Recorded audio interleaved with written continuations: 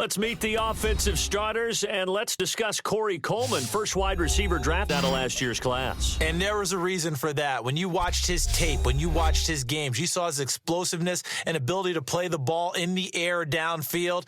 Don't get hung up on the fact he only ran 4 routes at Baylor. Just coach him up and turn him loose.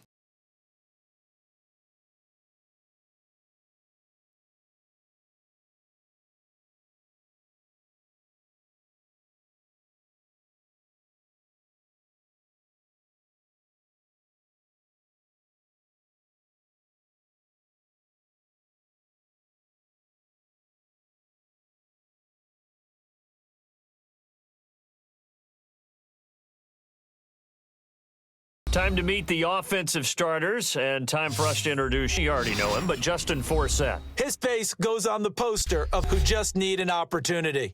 A backup for much of his career. Once he received the chance to be a #1 runner, he's taken it and moved on fast. This guy's well on his way now to a big game on the ground. It's another good run there. Puts him over the century mark in yardage, and we're still in the second quarter. The name of the game, as always on defense, put pressure on the quarterback, and that's exactly what they've done today. It looks like they rattled. That would have been the second interception in the first half. That was a big run. It takes them all the way down to the 1-yard line, and that'll shake the confidence of any defense. So when they're looking for a little bit of support now, looking at their defensive coordinator, if I'm him, I dial up some pressure. I just go after them, because otherwise you're still playing back on your heels, and that's not going to help your defense at all. As much football as we watch, we've seen this work many times. In the red zone, first down, take a shot at the end zone, and points result.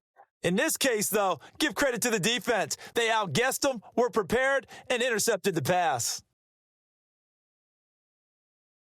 That was a nice catch, and if the goal was to get into field goal range, it certainly appears that they accomplished that. Well, and sometimes that's what you dial up in these situations, right? When you want 3. Well, if the goal was to get into field goal territory, even though it'll be a long attempt, I think they accomplished that. And sometimes you have plays for that. It's not always a first down. When you want 3, get a little bit closer, make it an easier shot. You just have to concede to the defense, and they know what you're trying to get done, and to try and get any more than that is almost folly.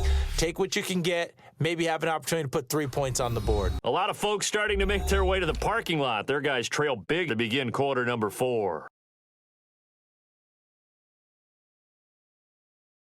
I don't know about you, partner, but I'm rubbing my eyes after that play. Did we just see that runner not get yardage? A big-time play by the defense. It does happen occasionally, even against the best running backs who are having big days. They were in the dime. They had 6 defensive backs. Go ahead and throw it. It's almost thrown into a blanket of coverage, isn't it? You talk about the best defenders you have are the defensive backs.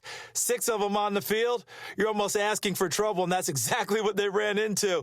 Ended up throwing a pick 6. Yeah, 6 defenders and 6 points. And, boy, they had high praise for this rookie receiver when we asked the coaches about him, didn't they? They certainly did, and obviously they liked his measurables. Otherwise, they wouldn't have brought him onto the team. Height, weight, speed, all of that.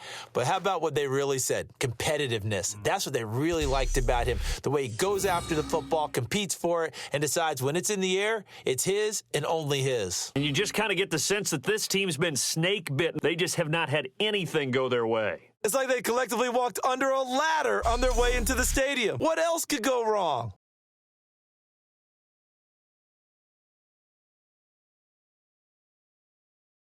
But when I saw just a big blob of green on the radar, I said, okay, let's trust. Yeah, and that's why advice